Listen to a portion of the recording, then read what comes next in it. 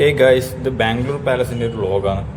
അപ്പോൾ ബാംഗ്ലൂർ പാലസിലേക്ക് വരാൻ നിങ്ങൾ എന്താ ചെയ്യേണ്ടതെന്ന് വെച്ചാൽ, മെട്രോയിൽ വരുന്നതെങ്കിൽ നിയർ ബൈ മെട്രോ സ്റ്റേഷനായിട്ട് വരുന്നത് കുബോൺ പാർക്കാണ്. അവിടുന്ന് നിങ്ങളൊരു ഊബറോ അല്ലെങ്കിൽ ഓട്ടോ വിളിച്ചിട്ട് ബാംഗ്ലൂർ പാലസ് മെയിൻ എൻട്രൻസിലേക്ക് വരും. അവിടുന്ന് ഒരു 3 കിലോമീറ്റർ ഉണ്ട്.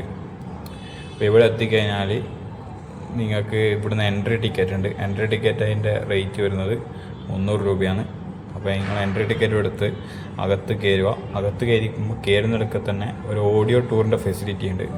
അപ്പോൾ ഓഡിയോ ടൂറിൽ നിങ്ങൾ ഒരു ഇയർഫോണും തരും, ഒരു ഫോണും തരും. അപ്പോൾ എൻട്രി ടിക്കറ്റിൻ്റെ അപ്പുറം തന്നെ ഇത് ഫ്രീ ആണ്.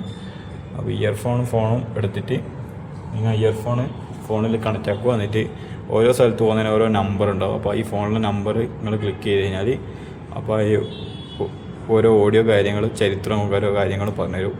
ഈ ചരിത്രം അന്വേഷിക്കുന്ന, അല്ലെങ്കിൽ ചരിത്രം അറിയാൻ ആഗ്രഹിക്കുന്ന, ഇഷ്ടപ്പെടുന്നവർക്ക് സംബന്ധിച്ചോളം ഇത് നല്ലൊരു എക്സ്പീരിയൻസ് ആയിരിക്കും.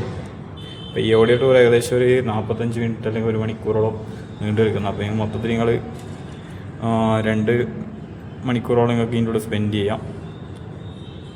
പിന്നെ ഇതിൻ്റെ ഉള്ളിൽ തന്നെ ഒരു ഗാർഡൻ ഉണ്ട്. ഈ ഗാർഡൻ്റെ കാഴ്ചകളാണ് നിങ്ങൾ ഇത്ര നേരം കണ്ടത്.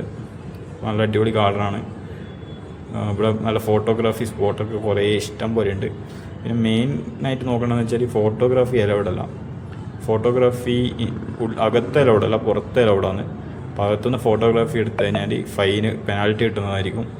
പിന്നെ എല്ലാ സ്ഥലത്തും സെക്യൂരിറ്റി ഉണ്ട്. സെക്യൂരിറ്റി അവരിങ്ങനെ നടന്നുകൊണ്ടിരിക്കും. പിന്നെ ഫോട്ടോഗ്രാഫി എടുക്കാണ്ടിരിക്കുന്നതാണ് നല്ലത്. ഫോട്ടോഗ്രാഫി എടുക്കണമെന്നുണ്ടെങ്കിൽ എന്തോ സ്പെഷ്യൽ പെർമിഷൻ ഉണ്ട്.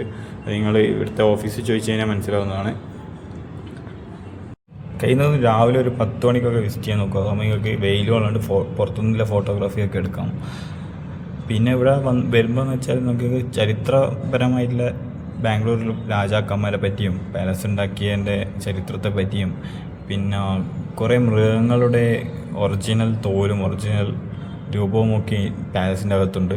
അപ്പോൾ നിങ്ങൾക്ക് അതൊക്കെ കാണാവുന്നതാണ്. ഇതൊക്കെ നല്ലൊരു എക്സ്പീരിയൻസ് ആയിരിക്കും. അപ്പോൾ എന്തുകൊണ്ടും നല്ലൊരു കിട്ടുന്ന വിസിറ്റ് ആയിരിക്കും. അപ്പോൾ അത്രയും ശരി, ബൈ.